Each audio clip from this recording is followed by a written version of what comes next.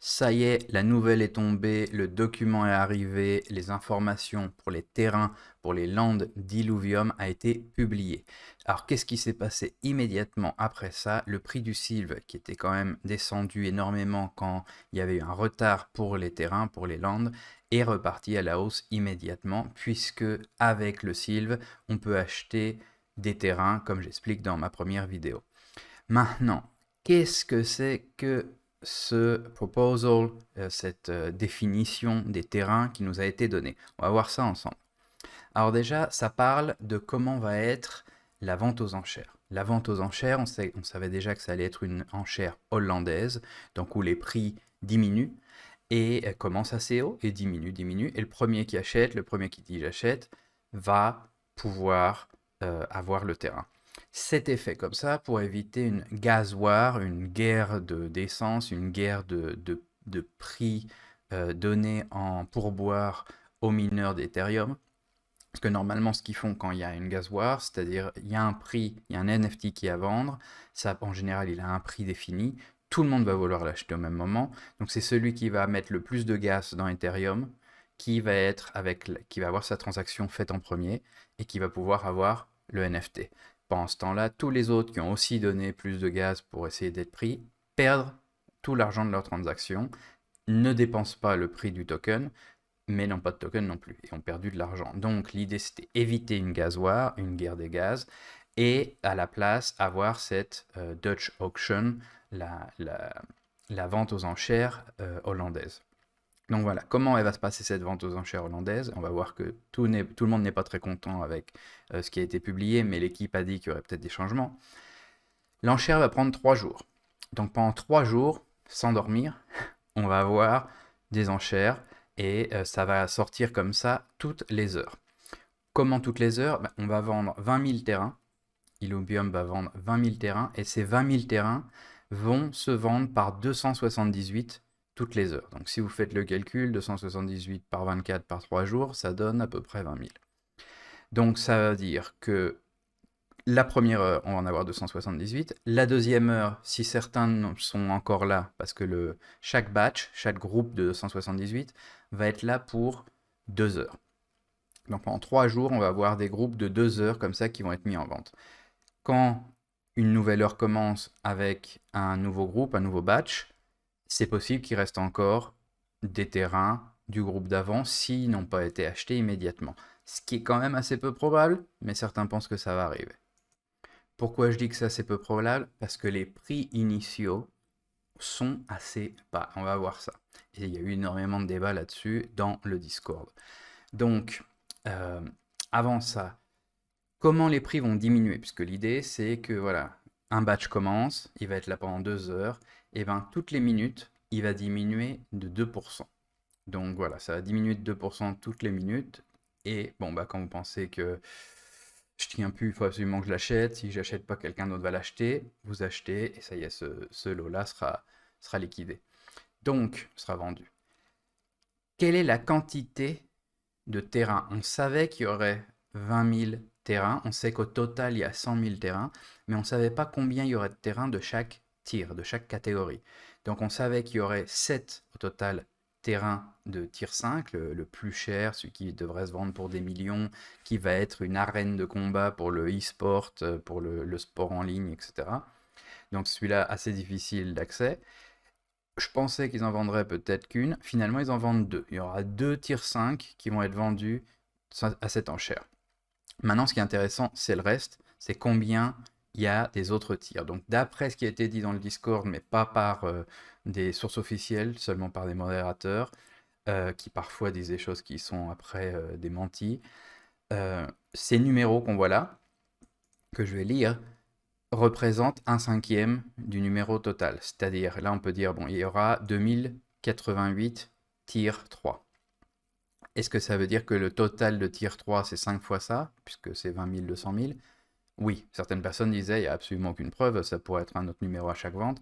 Non, ça a été confirmé plusieurs fois, au moins par des modérateurs, que c'est bien un cinquième de tout ça. Maintenant, ce qu'ils vendront aux autres enchères, on ne sait pas, mais ça représente un cinquième.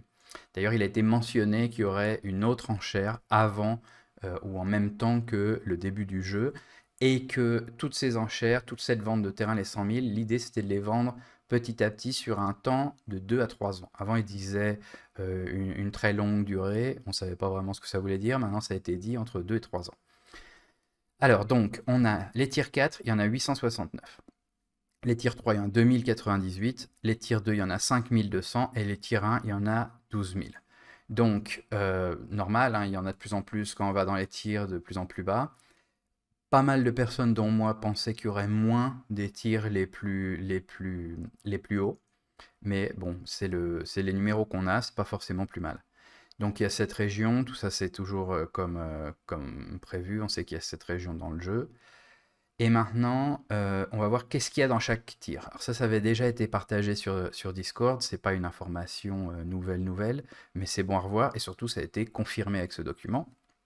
Le tir 1 va avoir 3 sites d'éléments. Les éléments qui servent, d'après ce qui a été dit, uniquement à créer des buildings, à créer des édifices pour le jeu Illuvium 0, pour votre terrain. C'est-à-dire les éléments ne se vendent pas vraiment ne se vendent pas pour le jeu principal.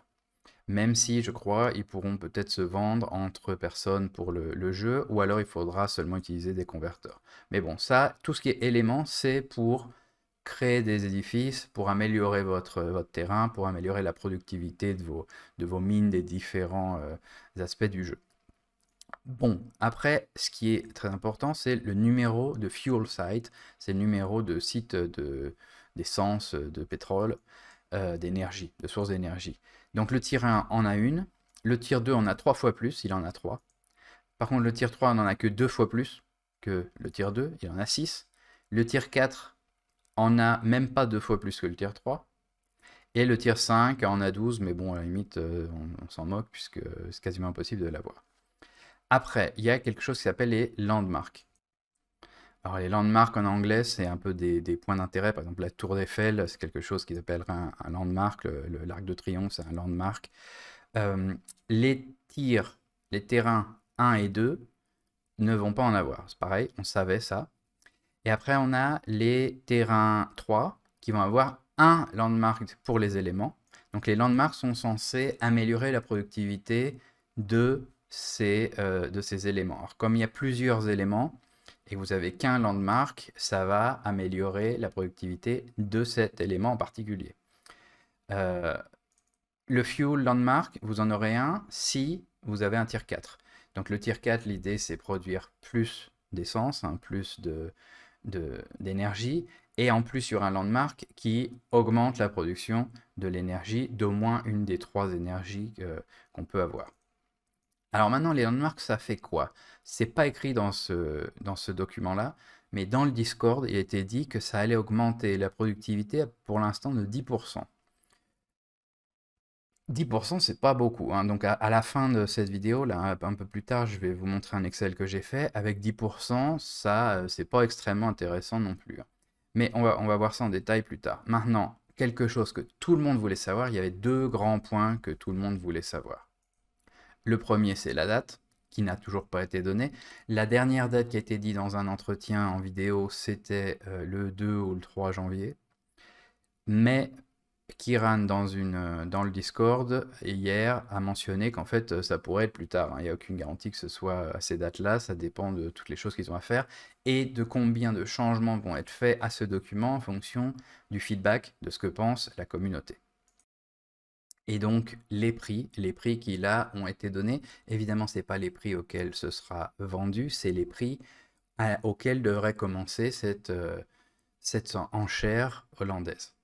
Donc une enchère hollandaise, encore une fois, c'est quelque chose qui normalement commence très haut, puisqu'on ne sait jamais quel prix sont prêts à payer certaines personnes. Donc on le met très haut et ça descend assez vite. Et bon, à un moment, ça s'achète à un prix assez cher. Ça permet de ne pas avoir commencé trop bas ou d'avoir un seul acheteur qui donne un tout petit prix en bas. Donc, quand les gens ont vu ces prix-là, Et je vais les lire. Le tier 1 à 0,5 Ether, le tier 2 à 1,5 Ether, le tier 3 à 5 Ether, le tier 4 à 20 Ether, et le tier 5 qui est à part, c'est une silent auction, c'est-à-dire c'est une enchère un peu traditionnelle où les gens vont mettre des prix sans que ça s'appelle silent parce que personne ne va dire qui dit mieux, qui dit mieux. Donc pour les tiers qui nous intéressent le plus, c'est-à-dire du 1 au 4, les prix là, si on les voit comme ça, on peut se dire oui, bah, c'est pas des mauvais prix, c'est assez accessible, le tier 4 est assez cher, enfin il va commencer assez haut. Le problème qu'il y a, que tout le monde a mentionné, c'est que il y a énormément de sylves. Pas forcément énormément de sylves, en fait très peu ont été demandés par rapport à la quantité d'illuvium qui ont été demandés, mais actuellement il y a 174 millions de dollars en sylves. Et c'est là que c'est important de voir un peu comment ça se passe avec l'Excel. Alors je vais tout détailler, mais pour aller droit au but, on a au total, si tout se vendait au maximum, puisque c'est les prix maximum qu'on nous donnait là, si tout se vendait au maximum, eh ben, l'argent maximum qu'on pourrait ramasser, pardon, serait de 177 millions, en ignorant évidemment le tier 5, puisqu'on ne sait absolument pas comment il sera vendu, et il sera sans doute acheté par des baleines, des whales, euh, en Ethereum, puisqu'on imagine des prix extrêmement hauts, et ces prix extrêmement hauts, c'est pas forcément, il n'y a personne qui ait suffisamment de sylves pour pouvoir les atteindre normalement, enfin on verra. Enfin bon, ça veut dire 177 millions, et on sait qu'en Sylve, il y a déjà cette somme-là. Et c'est en ce moment, parce que la quantité de Sylve augmente. Les gens prennent leurs récompenses, et ils peuvent les prendre en Sylve, et ils vont les prendre sans doute plus en Sylve à partir du moment où la vente de terrain se rapproche, qu'avant ils n'avaient pas forcément de raison de le faire. Donc il va y avoir de plus en plus de Sylve. Déjà, il y a genre 2-3 semaines, il y en avait 50 000, maintenant il y en a 90 000. Et donc il va y avoir beaucoup plus de millions de dollars encore en SIL. Et en plus, le token monte en prix. Ethereum aussi monte en prix et les prix des terrains sont en Ethereum. Mais Illuvium, qui est plus petit, a tendance, particulièrement en ce moment, de monter plus vite qu'Ethereum.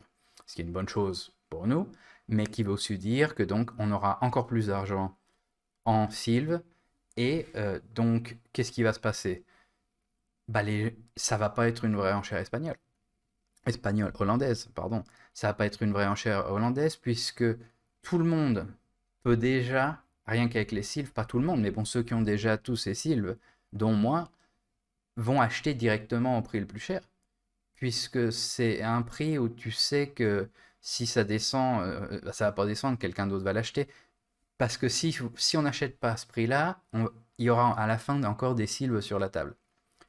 Donc les cibles sont là pour acheter les terrains, on va acheter les terrains tout de suite. Donc c'est pour ça que tout le monde a été surpris que les prix ne soient pas plus hauts. Et il y a eu énormément de conversations et énormément de débats. Là, vous pouvez voir sur le Discord, hein, il y a comme d'habitude dans le IIP, on a une sous-chaîne Land Sale Discussion où on parle de ça. Et vous voyez que j'en parlais avec Aaron. Et il a bien dit, oui, mais bon, ce IIP, on peut faire un petit amendement juste avant de le faire pour revoir les prix si tout le monde pense que c'est trop haut. Euh, Apparemment, ils ont eu énormément de débats, eux, sur est-ce que c'est trop haut, à quel prix faire les ventes, etc. Et ce qui est intéressant, ce qu'on a vu dans ce chat, c'est que bah, beaucoup d'entre eux pensent que tous les cibles ne seront peut-être pas utilisés pour ça. Absolument tout sera peut-être pas utilisé. Enfin, normalement, moi je pense que tout le monde va utiliser des sylves. Pourquoi utiliser Ethereum si on peut acheter beaucoup moins cher avec des sylves, comme j'ai montré dans ma vidéo d'avant? Donc, à mon avis, et beaucoup d'autres personnes pensent comme moi, ça c'est pas un problème. Maintenant, ce qui leur fait peur, c'est que, oui, ceux qui veulent que les prix soient plus hauts, je vais expliquer un peu pourquoi on veut que les prix soient plus hauts aussi, euh, sont ceux qui sont sur ce Discord.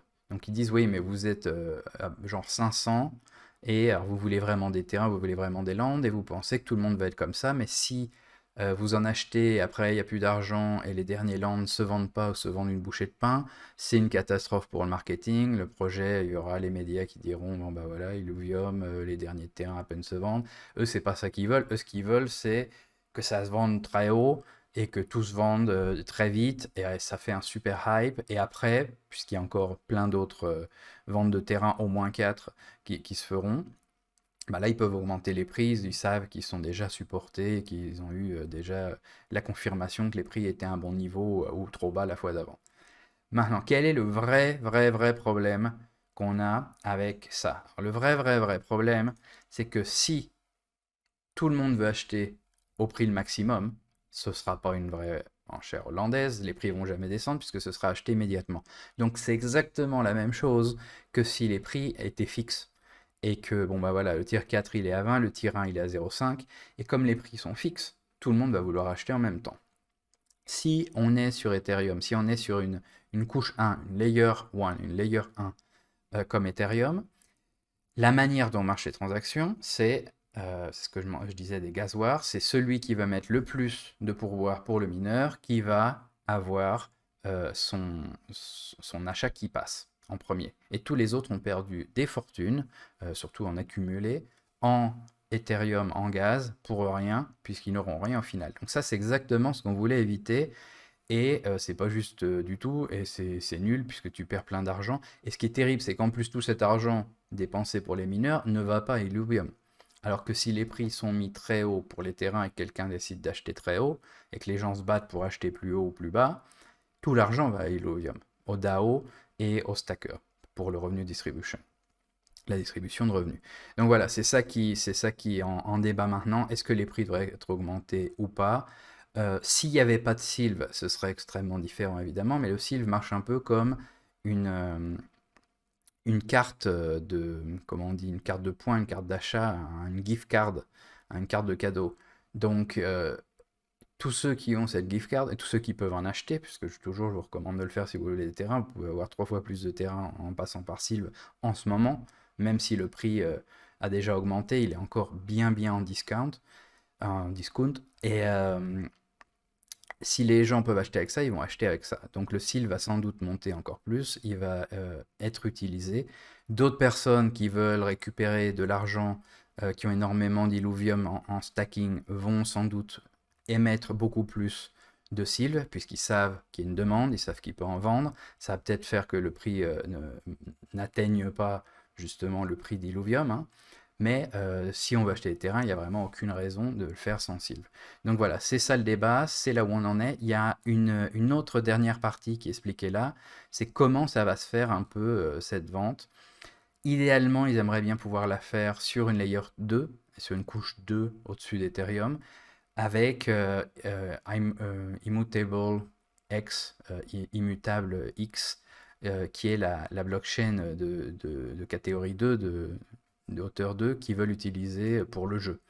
Mais elles risquent de ne pas être prêtes pour faire ce genre de transaction. Donc ils vont peut-être avoir une certaine partie centralisée sur un serveur qui va faire l'enchère avec une application normale, qui ne sera pas du web 3.0, mais qui après va créer les NFT après avoir fait une interaction avec une base de données normale. Donc bon, pourquoi pas, c'est pas trop grave ça pour la première fois. La grande question, c'est est-ce que ce sera quand même avec une partie layer 2 ou pas? Parce que si on est sur une layer 2, alors la partie du gasoir que j'expliquais avant, de la guerre des énergies, sera différente. Mais il y a quand même des problèmes, même si on est sur une couche de niveau 2 et qu'il n'y a pas de gasoir, il n'y a pas de guerre des énergies, c'est quand même possible que bah, y ait des robots. Il y ait des robots qui achètent tout au prix maximum, qui soient beaucoup plus rapides que tout le monde puisque c'est des robots, c'est fait pour ça, et qui achètent tout et après on pourra les acheter que sur le second marché à la revente. Ce qui serait extrêmement dommage et l'équipe va sans doute tout faire pour éviter ça. Donc au final, c'est une super nouvelle. On attendait ça, on voulait savoir un peu qu'est-ce qui allait se passer. Il y a eu un autre document sur le stacking V2, la version 2 que j'expliquerai dans une autre vidéo, et qui est dépendant dont on a besoin pour la vente de terrain. La seule grande question qui reste, c'est qu'est-ce qui va se passer avec les prix? Est-ce que les enchères vont être mis à un prix beaucoup plus haut, finalement, comme le demande la communauté, pour qu'il n'y ait pas de risque de guerre d'énergie, de gaz? Ou est-ce que ce sera ignoré pour pouvoir dire, ah voilà, tout s'est vendu au plus haut, quelle vente merveilleuse, et beaucoup n'auront pas réussi à avoir de terrain, c'est ça la grande question. Donc maintenant, on va voir un peu avec l'Excel un résumé de toutes ces informations qu'on vient de voir. Donc ça, c'est les tirs de 5 à 1. Ça, c'est la quantité qu'on a de chacun de ces terrains. Ça, c'est le prix pour chacun de ces terrains. Maintenant, ça, c'est le total, on avait déjà vu. Là, c'est comment ça a été fait. Donc, combien on a en multipliant les deux, c'est-à-dire combien il y a de terrains et combien ils valent. Et ça nous donne 41 000 Ethereum qui, comme je vous disais, donne à peu près 177 millions. Maintenant, les sites d'éléments. Ça, c'est les données qui avaient été données. C'est pareil. Mais on sait que les landmarks, pour l'instant, il était dit qu'ils allaient donner 10% en plus. Donc là, ce que j'ai fait, c'est dire, OK, bah pour le landmark, il y en a un pour le 3, là. On a 10% en plus. Donc voilà, ça nous donne 9,9, ça nous fait 10. Pareil pour le landmark du fuel, ça nous donne 10 au lieu de 9. Donc le reste reste pareil. Et maintenant, ce qu'on veut voir un petit peu pour voir quel tir est le plus intéressant. On voit que le tir 1, si on regarde le coût d'un site d'éléments par rapport au coût du terrain, puisqu'il pourrait se vendre à ce prix-là. Maintenant, si le prix descendait, ce serait différent, mais on va dire c'est le seul prix qu'on a pour l'instant, donc on va dire que c'est le prix. À ce moment-là, ça veut dire qu'un site d'éléments qui sont tous les mêmes d'un endroit à l'autre, hein, ceux du tier 4 ne produisent pas plus, ils sont uniques, va coûter 1,7 Ethereum. 1,7 Ethereum pour les éléments. Maintenant, si on regarde, si on ignore le fuel, hein, je les ai fait indépendants. Si on, pour le tier 3, ça fait 0,5, donc c'est 3 fois moins cher. Si je veux avoir beaucoup d'éléments, c'est plus intéressant d'avoir plusieurs tier 3 puisque c'est 3 fois moins cher. Plus que 3 fois moins cher. Le tier 2, le tier 1, on voit que ça diminue. Donc les terrains les plus rentables pour les éléments, bah, c'est les terrains les moins chers, c'est les terrains les plus petits. Alors c'est fait pour aider les joueurs, pour que ce soit intéressant pour les petits joueurs. Le risque, c'est que des gros joueurs en achètent plein. Pour éviter ça, ce qu'ils ont fait, c'est qu'il faut jouer quand même une demi-heure, 1 heure par jour pour pouvoir récupérer et faire tout ce qu'il faut faire dans le jeu. Mais est-ce que ça suffira pour qu'il y ait vraiment un intérêt pour les terrains les plus gros? C'est pas vraiment clair. Là, je trouve que c'est vraiment énorme la différence. Et ce qui est dingue, c'est que c'est la même chose avec les autres terrains, avec les autres sites, avec les sites d'énergie. Il y en a 10, ça coûte 20. Voilà, ben un site d'énergie, si on regarde que ça de la même manière, ça coûte 2 pour un tier 4. Hein. Et ce qui est intéressant, c'est de voir les ratios entre les tiers. Maintenant, ça coûte la moitié si on prend les tier 3. Donc si j'achète 2 tier 3, ça me coûte 10. Et je produis quasiment la même chose qu'avec un tier 4 qui m'a coûté 20. Donc, pas génial. On va voir après si les tirs s'utilisent pour d'autres choses, les terrains, si les landmarks ont d'autres utilités. Et pour l'instant, difficile de voir l'intérêt d'acheter un tir avancé. Ce qui est une mauvaise nouvelle pour ceux qui veulent des petits tirs aussi, puisque si ceux qui ont beaucoup d'argent se disent bah non, je préfère acheter les moins chers, ça se fait moins cher pour les autres. Pareil, après, si on descend, le tir 1 et le tir 2, là cette fois-ci, sont pareils. Presque la moitié en coût pour un site de fuel que le tier 3. Donc il paraît qu'il y a d'autres éléments à prendre en compte, mais pour l'instant, il n'y a que ça. Ça, j'avais calculé à part, c'est pas très important, c'était juste pour voir combien il y aurait de sites en fait, hein, de fuel et combien il y aurait de sites d'éléments. Ça sert si après on veut calculer un peu quels sont les revenus qu'on pense que le jeu aura pour les diviser et voir combien chaque tir aura. Mais donc voilà, c'était ça que je voulais vous montrer. Donc j'ai parlé de ça sur le Discord. J'ai pas encore eu de réponse par des personnes officielles, Johnny A, etc.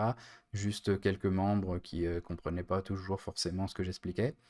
Mais bon, le risque, en plus de la gasoire, c'est que bah, les terrains de tir 1, 2, 3 soient beaucoup plus intéressants financièrement pour tout le monde, ceux qui ont beaucoup d'argent et ceux qui n'ont pas beaucoup d'argent, et soient pris en premier. Maintenant, il va y avoir plus de nouvelles, on va avoir plus d'informations, et j'espère qu'il y aura des explications sur pourquoi les tier 4 sont intéressants, qu'est-ce qu'ils ont en plus.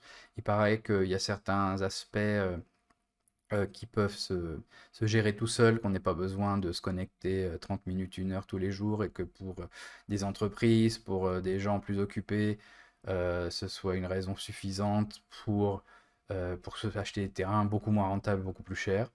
On verra. Donc voilà, je voulais partager ça avec vous. N'hésitez pas à poser des questions dans les commentaires ou sur Discord et on va continuer la conversation là-bas. Allez, à bientôt.